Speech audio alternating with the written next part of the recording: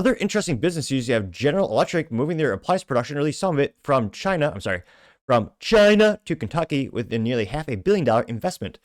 This is brought to us thanks to ABC News, which they say, and it's credited to Bruce over there, who's a writer, and also at the Associated Press, saying, quote, GE Appliances moves some production from China to Kentucky with a $400 million investment. GE Appliances has announced nearly $500 million project will create 800 jobs and ship production of washers from China to its manufacturing complex in Kentucky.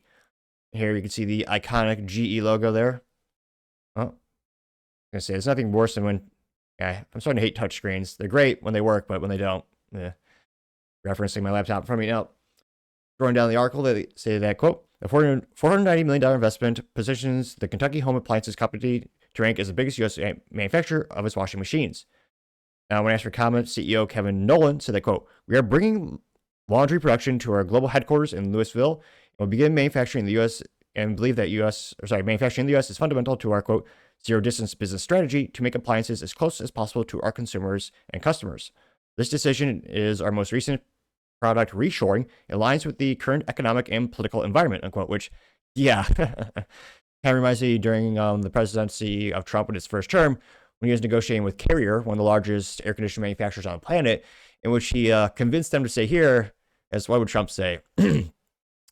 If you put those jobs in China, I'm going to tear the shit out of them. There'll be basically no profitability. It won't be a viable business option to do that in China, which, again, does show that tariffs do work, but also does increase the cost to the consumer because labor in the United States especially is one of the most expensive variables and reasons why, made in the USA is very expensive in many instances. Though again, I think vast automation and there'll be ways where they can try to make it more realistic. Now, they say that, quote, this announcement comes as President Trump attempts to lure factories back to the United States by imposing further import taxes and tariffs on foreign goods. He has slapped a 10% tariff on imports from most countries, putting a 30% levies on Chinese goods. GE Appliances says nearly all of the steel used in its U.S. manufacturing for its appliances comes from American steel makers. GE Appliances say the project will move production of its combination washer-dryer and a lineup of front-load washers from China to Bluegrass State. In all, production of more than 15 models of front-load washers will shift from the company's sprawling Louisville production complex, known as the Appliance Park. It said once the added production is in place, the total area devoted to closed care production at the Louisville complex will equal 33 football fields. Because it's America, and we will use any metric of measureship. We'll use any and all measures of measurement except the metric system. We didn't win that war for nothing. We're not using that. We're not using the damn metric system. We're measuring this in football fields, which is a sports ball that I have seen from time to time. They say that, quote, Kentucky Democrat Governor Andy Beshear, who criticized Trump's tariffs, hailed the company's deepening commitment to the state, which, kind of ironic because, again, that's a big reason why these jobs are coming back. Many companies will say they're going to save money by made in the USA because of the cost of transportation from, China, which, again, that is a cost, but it does pale in comparison to the labor costs between Chinese labor and U.S. labor. So again, that's a variable, but realistically, this is happening because of the Trump tariffs. Now, it'll be interesting to see what type of impact that has on the price to consumer and how much automation will be in place. And because that's one of the biggest variables that these companies are using to help mitigate some of that big employment cost. Now, they say that, quote, the redesigned factory will become the most advanced manufacturing plant for clothes washing production, the company said, featuring the latest in, you guessed it, automation, robotics, and material handling technologies, including automated guided vehicles and autonomous mobile robots, aka Terminators, perhaps. Now, the company said the new manufacturing lines will open in 2027. They say that next door to the complex's Building 1, the company produces top-load washers and front-load dryers. GE handles production, design, and engineering work at Louisville headquarters, but lacks the overall production capacity to make all of its products in the U.S. Also cost. So contracts with other manufacturers, including China, for some of its production. The company says its core business strategy is to base production in the United States, and the investment announced is another step forward to achieving that goal, which, again, funny how they had none of this to say when Biden was in charge. Again, it's just due to tariffs. Now, you also have Vice President of Clothing Care at GE Appliances, Lee Lagomarcio. I believe I'm pronouncing that right, Lagomarcio.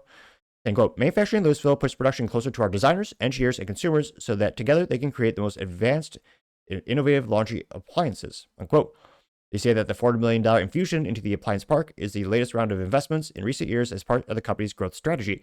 It builds on the company's previous investments of a $3.5 billion in U.S. manufacturing over the past decade, with more than 1/3 of it going to Appliance Park. Appliance Park in Louisville, wow, employs 8,000 workers and is home of 5 plants that produce washers, dryers, dishwashers, refrigerators, as well as parts and components. GE appliances are also manufacturing in other states, including South Carolina, Alabama, Georgia, Tennessee, and Connecticut. Now, they did note that GE Appliances is, a subsidiary of China-based Haier Company. I can't pronounce that. Which, what? Haier? Shows how much I know about appliances. But yeah, that's kind of a sad thing. It's like, it's not really the GE you and I know. It's a licensing thing, basically. General Electric, which used to make everything from nuclear bombs to miniguns to appliances and more, they've very much concentrated towards healthcare devices, oil, natural gas, as well as wind technologies lately. I forgot their 4 pillars of business that they chose to focus on, but years ago, they chose to divest a lot of things that were built up under the Jack Welch CEO empowerment or CEO time. So it's great to see some, Made in the USA coming back here. Hopefully this is legitimately part of their long-term business plan. And I do wonder how much this will increase the cost to consumer. Hopefully it's not too prohibitive. And I don't know, maybe, I'm definitely weird in many ways, but like, I'm one of those guys where I'm willing to pay a little bit more for Made in the USA. On average, there's an increase in quality, which they kind of have to because they cannot compete at, being the lowest price point. So everything or darn near everything I buy is either Made in the USA or I make it myself, or something where, I just can't make it myself, of kind of like a computer, which I could assemble myself with components, but I mean, I'm not going to go out and mine the materials and actually make it from scratch. So like we Made in the USA.